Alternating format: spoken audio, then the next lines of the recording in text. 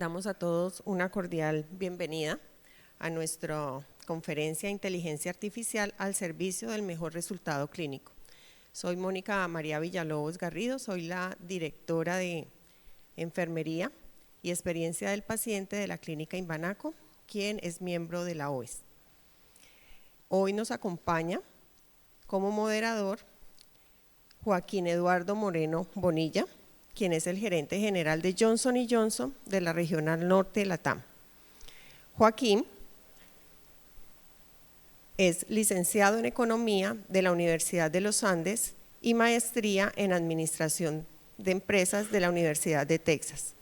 Antes de estar en Johnson & Johnson, fue consultor en el Departamento Nacional de Planeación del Gobierno colombiano y desde el 2007 se integró a Johnson & Johnson, en donde ha sido gerente de franquicias de enfermedades infecciosas en Colombia dentro de la división farmacéutica de la compañía.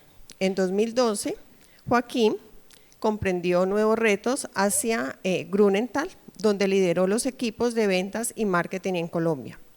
Posteriormente, en el 2017, regresa a Johnson & Johnson como director senior de marketing para Latam en la ciudad de negocios en cirugía.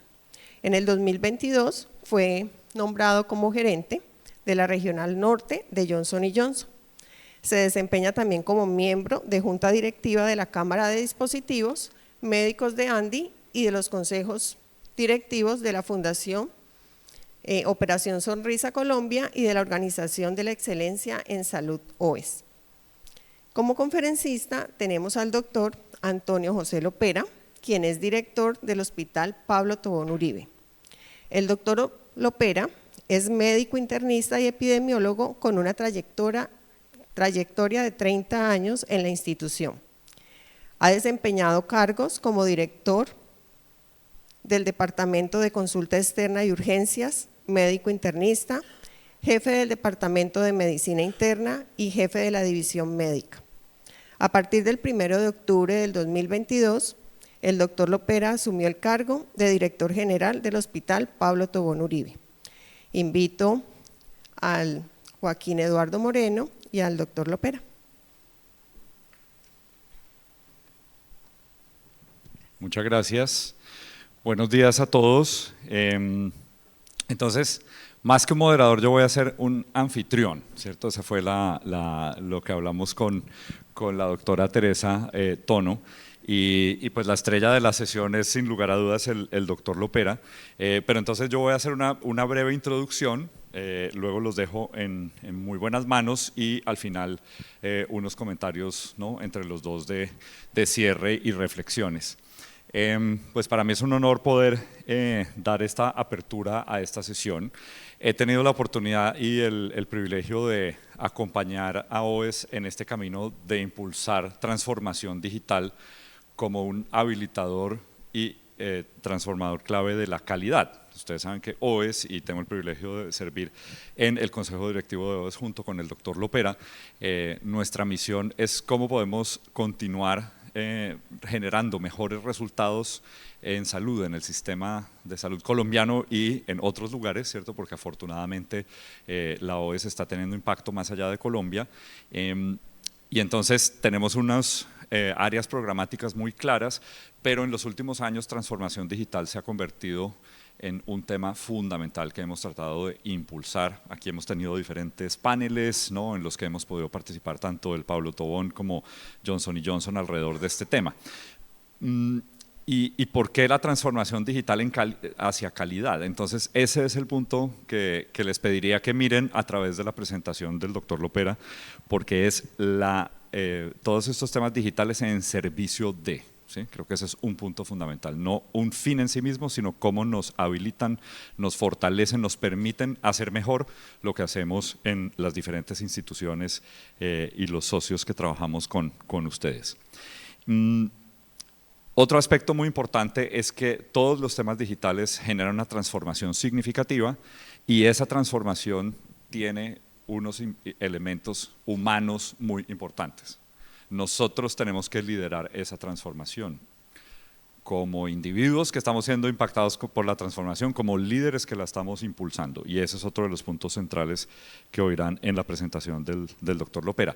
Pero inteligencia artificial en particular es una de las áreas de transformación digital que más desarrollo a una velocidad muy alta ha tenido en los últimos años. Entonces consideramos que es responsabilidad de todos nosotros como líderes, y todos tenemos roles de liderazgo en las instituciones, entender esto, de qué se trata, para dónde va, y de una manera muy importante el doctor Lopera está representando el rol que tiene el liderazgo de las instituciones en dar forma a este desarrollo. Entonces, sin más, los dejo con el doctor Lopera y muchas gracias. Muchas gracias, doctor Joaquín. Muy buenos días. Vamos a hablar un tema yo creo que muy importante de actualidad que tiene que ver con la inteligencia artificial en nuestras instituciones. Primera aclaración es que no soy un experto en inteligencia artificial. Vamos a hablar más del rol del liderazgo que se tiene que tener con inteligencia artificial en nuestras instituciones. Soy más un vocero de una cantidad de personas que en el hospital verdaderamente sí saben del tema, y prácticamente les voy a mostrar unos conceptos primero teóricos que tienen que ver con el liderazgo de inteligencia artificial y después algunos logros o algunas aplicaciones prácticas en las instituciones y algunos comentarios que tienen que ver con el tema. Recordemos que la primera tecnología en salud fue el relato, la tecnología humana, tecnologías de información fue el relato, y el relato compartido fue esa primera componente que habla, que nos diferencia de los animales, del Homo sapiens, ese relato compartido. Y lo mismo está pasando ya después de muchos años, ese relato que teníamos los médicos se ha transformado y posiblemente la inteligencia artificial nos va a cambiar todo ese modelo, y necesitamos no solo la tecnología, sino la transformación y responsabilidad con este propósito. Vemos ahí cómo primera tecnología de información fue el relato, luego la escritura, pasamos a la imprenta, las telecomunicaciones, la informática, el internet y al final la inteligencia artificial y el Big Data. Y más recientemente, en 1965, el procesador, la emergencia del Internet del 91, los datos generados por el usuario en el 2004, almacenamiento masivo en el 2006, y IBM Watson. Voy a hacer un paréntesis ahora con que eso fue un hito muy importante y una lección muy aprendida con los procesos de inteligencia artificial, el aprendizaje automático, el reconocimiento de imágenes, ese hito que se hizo en el 2015, que superó a los humanos, y los grandes modelos de lenguaje. Mira la velocidad de conseguir, o más o menos 100 millones de usuarios, cuánto se demoraron en la historia. Ustedes vieron como las religiones demoraron hasta 400 años, pero mire que ya, por ejemplo, ChatGPT para alcanzar los 100 millones de usuarios se demoró tan solo 2 meses. O sea, la velocidad con que vamos adaptando estas tecnologías y su gran usabilidad hacen que sean digamos, van a gran velocidad. Lo mismo para la evidencia en temas de inteligencia artificial. Mire la velocidad con que han cogido en los últimos 5 años estas fuentes de información. Lo mismo que el número de publicaciones en los últimos 5 años, como han crecido 773%. Cómo se han aumentado las publicaciones en temas de inteligencia artificial.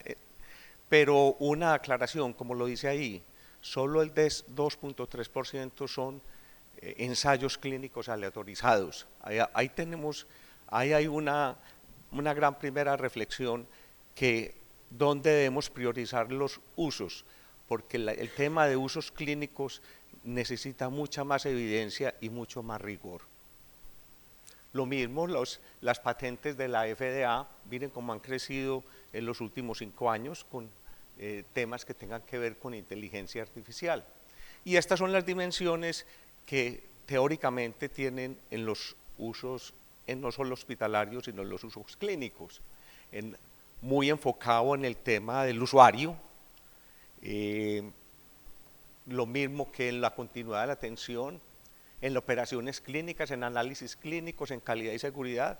Yo difiero un poco de este concepto, de esta publicación, porque yo pienso que en calidad se pueden alcanzar muchos más logros sin la menor duda. En la atención basada al valor, en el tema transaccional, miren todas las posibles aplicaciones. ¿Y cuál es el grado de madurez actual? Vemos que en el tema del consumidor es donde más se ha avanzado. Mire, calidad y seguridad todavía estamos bajos en la aplicación de procesos de inteligencia artificial en el momento, vamos más lento. Y yo sigo pensando que tiene un gran potencial.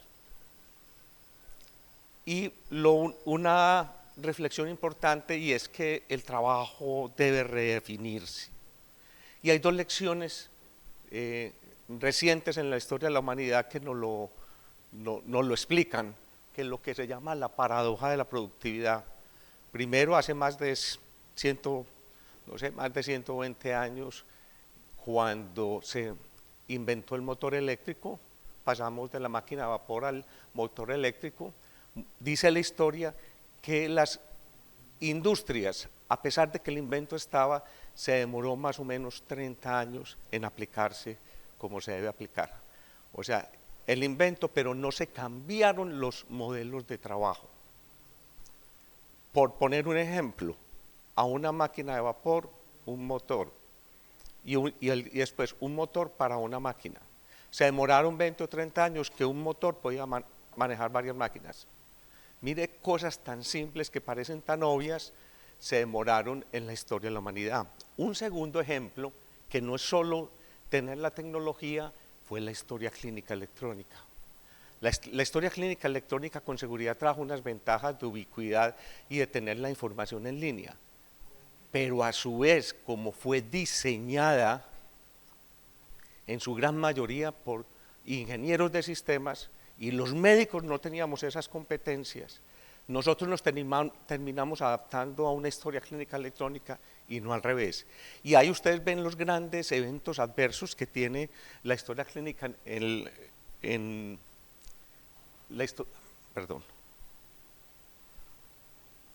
la historia clínica actualmente. El tema de burnout, el tema del tiempo que tienen que estar el personal asistencial en los temas de documentación, hasta un 60% del tiempo.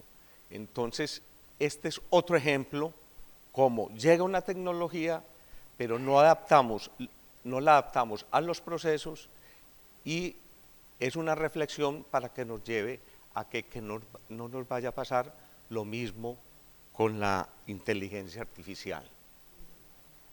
Las prioridades, obviamente, organizacionales. Se necesita un rediseño del trabajo. No solo falta con adoptar la tecnología, sino hay que trabajar los flujos, roles, la estructura. Y una recomendación, y así lo estamos haciendo en el hospital, un enfoque inicial en lo que tenga que ver con tareas administrativas y operativas. Áreas documentación, autorización, facturación, agendamiento. Y muy importante lo que les decía ahora, cómo le ayudamos al personal asistencial y a los médicos a disminuir toda esa carga administrativa y burocrática, sin la menor duda. Y formar profesionales con competencias de inteligencia artificial. Ahí viene mi reflexión. Formar profesionales asistenciales en competencias de inteligencia artificial. Porque vuelvo a repetirlo, si no lo hacemos así, no vamos a transformar de una manera adecuada los procesos. Por poner un ejemplo, en el hospital, nuestro director médico ya tiene una formación formal en la inteligencia artificial. Y yo pienso que es una competencia que tienen que tener los jefes asistenciales de nuestras instituciones. Porque es la única manera desde el liderazgo donde se puedan adoptar de una manera importante estas tecnologías. Las prioridades tecnológicas, obviamente una integración fluida con los sistemas existentes, eso es una ventaja actual. Que todos estos sistemas de grandes modelos de lenguaje de inteligencia artificial se pueden interactuar con nuestros sistemas de historia clínica y no hay que comprar otra historia. Estos son como capas que le podemos poner a nuestras historias clínicas y lo vamos a ver con ejemplos claros en nuestra institución. La iteración rápida y mejora continua del modelo, obviamente resolver, esto se llama la auditoría que le tenemos que hacer a estos algoritmos de inteligencia artificial, porque esos siguen teniendo problemas de sesgos, alucinaciones, que ameritan mucha vigilancia. La facilidad del uso sin necesidad de formación especializada, ya lo vimos, en 2 meses ChatGPT ya tiene 100 millones de usuarios, y la interoperabilidad que ya lo habíamos visto. Las prioridades regulatorias y éticas, el tema de garantizar la seguridad y los riesgos para los pacientes. Este es un tema muy importante y amerita mucho cuidado. Cuando ustedes hacen preguntas muchas veces a estos grandes modelos de lenguajes, el tema de fiabilidad es una preocupación. Usted puede hacer una misma pregunta con 10 minutos de diferencia y te puede responder cosas diferentes. El tema de fiabilidad se vuelve muy importante. Entonces hay que tener mucho cuidado con el tema de fiabilidad. Evitar los sesgos y garantizar la equidad, sin duda, y hay muchos ejemplos, como ciertos reconocimientos dermatológicos tenían sus sesgos raciales, y hay muchos ejemplos que tienen que ver con equidad y sesgos de diseño. La protección de la privacidad, obviamente todos estos modelos de lenguaje se alimentan con grandes cantidades de información clínica, pero tenemos que cuidar la confidencialidad de la información. Y lo mismo que establecer estándares claros y confiables para no sacrificar la calidad. La reflexión de Watson, ahí está, eso lo publicó en el 2021. Nosotros alcanzamos como institución a conocer la propuesta de Watson, si no me acuerdo, por ahí en el 2016 o 2015.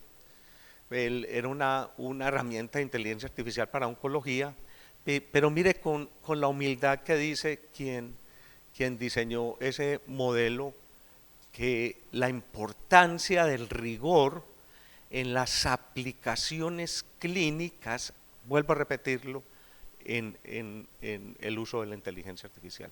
O sea, hay que ser mucho más rigurosos que en la parte administrativa. Entonces, por eso es lo que llamamos esos mangos bajitos, esos primeros alcances de inteligencia artificial, lo vamos a tener en tareas administrativas. En la parte clínica hay que ser mucho más cuidadosos y rigurosos.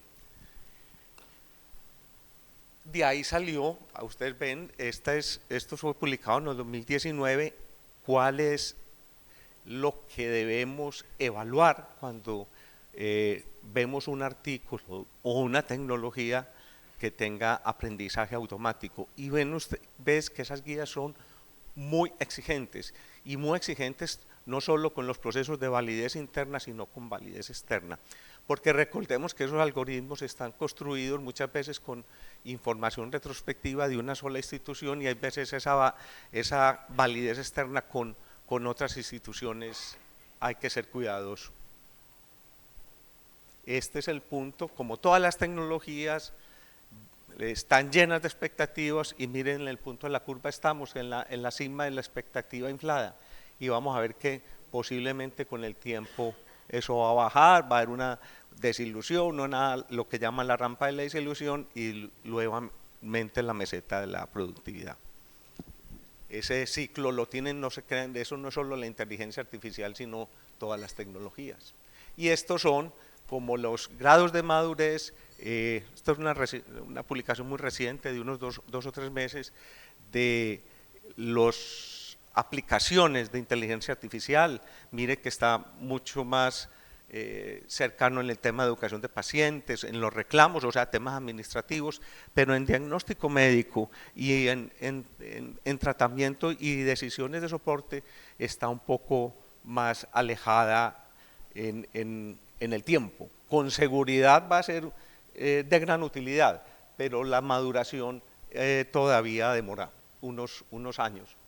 Los beneficios y riesgos de la inteligencia generativa, la eficiencia administrativa sin duda, la síntesis de información, ya vamos a ver ejemplos claros de nuestra institución, educación del paciente sin dudar, la escalabilidad, la adopción rápida sin duda, los riesgos, las alucinaciones, ya hemos hablado, eso es un problema, cada vez mejoran, eso sí, en el tiempo mejor las alucinaciones, la falta de transparencia, porque muchas veces es una caja negra y no sabemos, hay veces conocer las fuentes de información, los sesgos y desigualdades que ya hemos dicho y las preocupaciones por la privacidad de la información de los pacientes.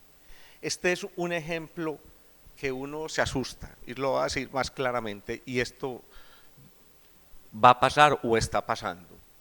En la parte de arriba está el ser humano apoyado con inteligencia artificial para un proceso, por ejemplo, de autorizaciones, para una aseguradora. Pero por el otro lado, también hay una persona que está trabajando apoyado por inteligencia artificial para responder a sus solicitudes. Hasta ahí va muy bien. Pero va a llegar el momento que ese proceso va a ser totalmente automático. O sea, va a ser un algoritmo de inteligencia artificial redactando cartas de autorización para un procedimiento y en el otro lado inteligencia artificial también solita respondiéndola. Entonces cada vez van a aprender más. Entonces se van a producir unos procesos iterativos donde la misma inteligencia artificial se va a atacar a sí misma. Un algoritmo de inteligencia artificial pidiendo autorizaciones y un algoritmo de inteligencia artificial respondiendo y cada vez mejorando esos procesos, lo que sí con seguridad va a llegar a grandes sesgos y errores. O sea, una gran reflexión,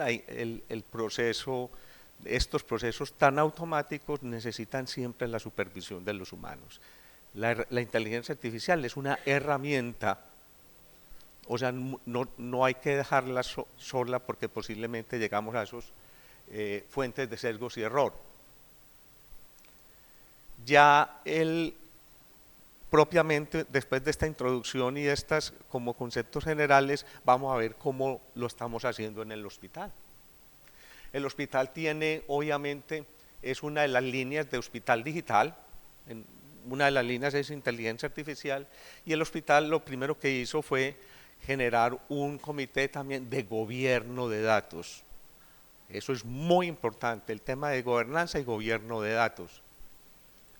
Y se creó el comité institucional de inteligencia artificial en salud, con esos 4 propósitos: crear las políticas de uso, el marco ético, muy importante, cómo se usa, quién lo usa, qué información se puede compartir, qué información no se debe compartir, las líneas de desarrollo para las áreas del hospital y obviamente promover el aprendizaje y desarrollo de innovación e inteligencia artificial. ¿De dónde depende? Y le hago la recomendación, el Departamento de Inteligencia Artificial depende de la dirección médica, pues no es por capricho, puede depender de otras instituciones, de otros departamentos. Lo que sí tiene que estar es muy conectado con el Departamento de Tecnologías de Información y con otros servicios de apoyo. Vuelvo a repetirlo, porque si lo vamos a utilizar para temas asistenciales, desde el mismo diseño debe depender precisamente del personal asistencial y clínico, con el apoyo obviamente de otras disciplinas, porque esto es un tema interdisciplinario. Y los objetivos del Departamento de Inteligencia Artificial: desarrollar investigación y adopción de algoritmos de inteligencia, obviamente inspirar en estos momentos la resolución. Eso, muchas personas tienen las propias ideas, pero no saben cómo materializarlas. El departamento las acoge y crea las soluciones, asistir a la toma de decisiones de cuidado y siempre una salud humanizada. Obviamente no dejando este tema solo a estos procesos de inteligencia artificial. La priorización de la inteligencia en el hospital lo vamos a ver con algunos ejemplos. Por ejemplo, esto se llama tareas administrativas de muchos. Yo sé que muchas instituciones tienen sus algoritmos y sus robots, pero mire, por ejemplo, el reporte de enfermedades de alto costo, que pueden ser hasta 250 pacientes al mes con 122 variables. Es una tarea que desgasta mucho tiempo. Por medio de estos algoritmos los puede pasar de 27 horas a una sola hora y con una gran precisión, más del 94%. Eso es un ejemplo de una parte administrativa. Un ejemplo de auditoría de calidad: los valores críticos, que son tan importantes. Los valores críticos se refieren cuando un resultado de laboratorio o de radiología es anormal y tiene que tomarse una decisión en menos de una hora. Cómo estos algoritmos nos ayudan a ese proceso de auditoría. Estamos en una fase de auditoría, pero la fase que sigue es que todo el proceso de gestión de valores críticos lo haga precisamente el algoritmo, y es el que nos apoya hasta la llamada del paciente, la llamada del médico para la toma de decisiones. Y se disminuyó precisamente la velocidad en esa auditoría de valores críticos hasta 4000 veces, obviamente por un tema de desarrollo de los algoritmos. Lo mismo que ya estamos haciendo todas las capacitaciones, el tema de voz artificial para todas esas formaciones internas del hospital, y eso está desarrollado y funciona muy bien. En el tema de resumen de información, uno de los informes más largos son los informes de ecocardiografías. Vemos cómo, por ejemplo, se disminuye hasta en un 60% el número de caracteres sin perder la calidad de la información. Son ejemplos de resumen. Lo mismo que si esto es un ejemplo de ecocardiografía, pero también lo hacemos para historias clínicas, para resúmenes de historia clínica y de otros procesos. En el tema de los medicamentos, que yo creo que son los principales riesgos que tenemos en las instituciones para eventos adversos, es donde más hemos hecho esfuerzos y desarrollado. Como ustedes saben, en un hospital se hacen más o menos 2500 prescripciones diarias de medicamentos. O sea, la posibilidad de error y eventos adversos es muy alta. Lo hacemos para algoritmos de aprendizaje automático para dosis, para duplicidad de medicamentos, para interacciones, para evaluar el riesgo del paciente que si tiene trombosis venosa profunda y si recibe profilaxis. Obviamente hace el apareamiento con los paraclínicos y lo mismo el ajuste de dosis para la diálisis. Esas son las dimensiones que tenemos en estos procesos de inteligencia artificial.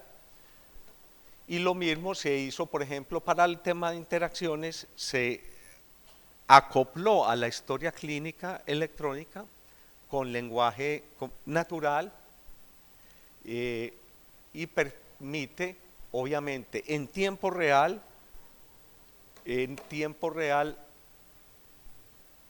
generar la alerta al médico de, por ejemplo, interacciones que sean peligrosas, de medicamento a medicamento. Y mire el resumen: antes de estos procesos, digamos en un año, se hacen 500.000 prescripciones médicas Antes los tenía que hacer un grupo humano de químicos farmacéuticos, tenían que hacer esos procesos de validación. Ya con estas herramientas solo se lo tienen que hacer al 5%. O sea, de 500.000 formulaciones ya solo hay que revisar 26.000. Y lo bueno es que esos procesos van mejorando, como dijo, como son etiquetados, permiten ya cada vez en un proceso de aprendizaje automático que se mejore ese proceso de validación. Van aprendiendo con el tiempo, como lo dicen, porque son todos temas, datos etiquetados. Ese es otro ejemplo. El tema de alergias también es un tema complejo porque mucha de esa información de alergias está dispersa en la historia clínica en lenguaje natural. Entonces, ¿qué hizo el grupo? Etiquetó una cantidad de palabras, es un tema muy técnico que yo ni siquiera los domino, no crean que soy experto en el tema, por ejemplo, 16.176 palabras y cada uno se etiquetó.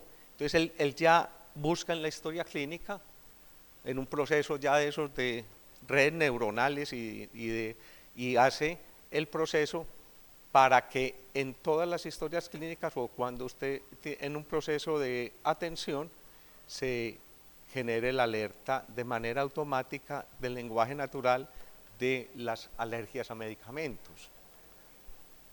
Eso fue tan buen resultado, ahí están los resultados que mereció una publicación en una revista pues, de mucho prestigio como es la Mayo Clinic, precisamente para mostrar ese tema de alergias. Entonces mire que son aplicaciones prácticas que tenemos en las instituciones que ayudan en el fin a mejorar la seguridad de la atención de los pacientes. Lo mismo que en los pacientes con deterioro clínico. Existen los algoritmos, generalmente un paciente antes de llegar a código azul, generalmente avisa 6 horas antes que se está deteriorando. Entonces eso genera los equipos de respuesta rápida. Hay unos algoritmos ya están basados en signos vitales que le hace la alerta al servicio de enfermería que el paciente sufrió un deterioro clínico, se activa el equipo de respuesta rápida y se disminuye el número, por ejemplo, de códigos azules. Eso es calidad de la atención, es una aplicación bastante sencilla y con grandes resultados en nuestras instituciones. ¿Cuáles son las claves de la inteligencia en el cuidado de la salud? Y tiene que ver con las capacidades organizacionales, el liderazgo, vuelvo a repetirlo. Quien debe hacer esa gestión del cambio, la cultura y la capacitación debe depender, obviamente, de las direcciones de los hospitales. Esta no es una función delegable, porque es un tema bastante complejo que amerita mucho análisis, mucho apoyo y es una labor actualmente de las más importantes, por ejemplo, de las direcciones generales de nuestros hospitales. No es un tema secundario. Un diseño centrado en el usuario y una ruta prácticas que prioricen las áreas de mayor beneficio. Nos toca elegir cuáles son esas áreas, cuáles son las tendencias que se están usando, ya los vamos a ver qué más se están usando en el momento. La evaluación inicial, los sistemas de triaje, las consultas remotas, los escribas de inteligencia artificial que tanto estamos viendo en el mercado. La vigilancia sanitaria en el tema de brotes y epidemias, hábitos de vida y en los temas de adherencia también ya hay algunos avances. En la educación médica, ese es un tema bastante complejo, porque recordemos nosotros cómo nos aprendimos medicina, a punto de memoria. Entonces muchas veces la memoria era la métrica con que nos preguntaban en las facultades de medicina. Ya vamos a tener esa información en línea, esa información va a estar presente.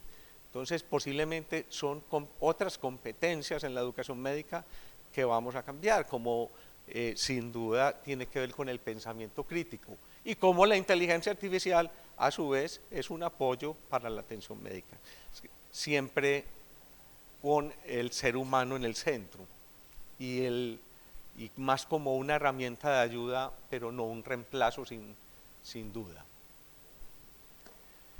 En la documentación clínica impulsada por la inteligencia artificial, lo que llaman los escribas, y hay que ponerse en un balance en el medio, ni si que vaya para un lado ni para el otro extremo. Me explico más claramente.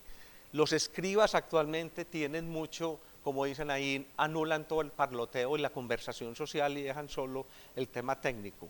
Pero hay veces hay variables sociales y ese parloteo que son importantes y tienen que ver mucho con la empatía y tienen que ver mucho con la confianza con el paciente. Un paciente con cáncer que desea llegar a cuando su hija se vaya a casar, posiblemente no es una información clínica relevante, pero sí para el paciente y para la relación médico-paciente. Que el médico recuerde ciertos aspectos de su vida social, mejora mucho la empatía y la atención con los pacientes. O sea, hay que tener un equilibrio precisamente porque no se puede perder esa parte de empatía. En la toma de decisiones clínicas, como le dicen, requiere mucha más regulación y escrutinio. Vamos para allá, pero vuelvo a repetirlo, la evidencia tiene que ser muy clara. La medicina de precisión vamos en las etapas iniciales y lo mismo que en el tratamiento de enfermedades raras, ahí parece algunos avances con bastante futuro. La minería del genoma, sin duda, si todo esto es una de las grandes ventajas de la inteligencia artificial es que busca patrones y precisamente en la minería de datos genómicos la búsqueda de patrones por asociación con seguridad va a ganar mucha eficiencia. Ese era como en resumen lo que les quería compartir y como dice el progreso de la inteligencia artificial no es solo técnico, es ético, social y humano y este es como los pequeños avances y digamos que hemos tenido en nuestra institución. Así que muchas gracias.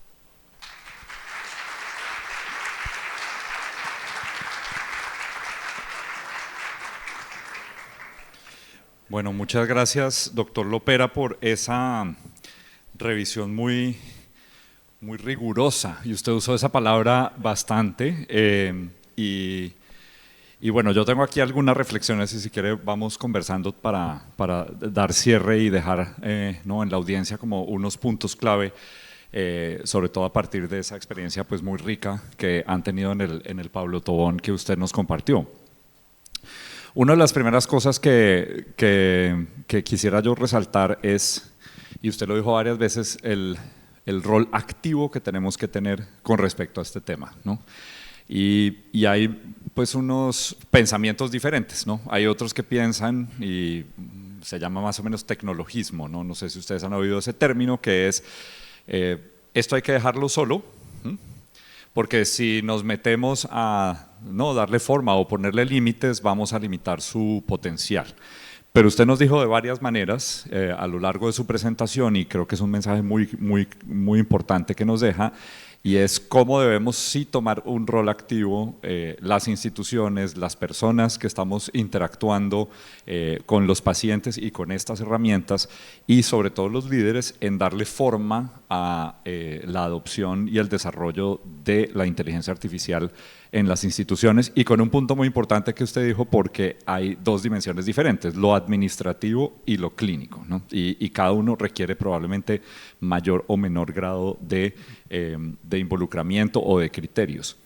Y ese rol activo, usted habló de varias cosas que me pareció muy importante resaltar. El primero es el de la gobernanza, ¿no? Es decir, que debe existir formas dentro de la institución, ustedes tienen el comité, ¿cierto? Tienen el departamento y eso pues asumo que ha ido evolucionando en el tiempo, entonces ahora le quería preguntar que nos cuente un poquito cómo ha sido esa evolución.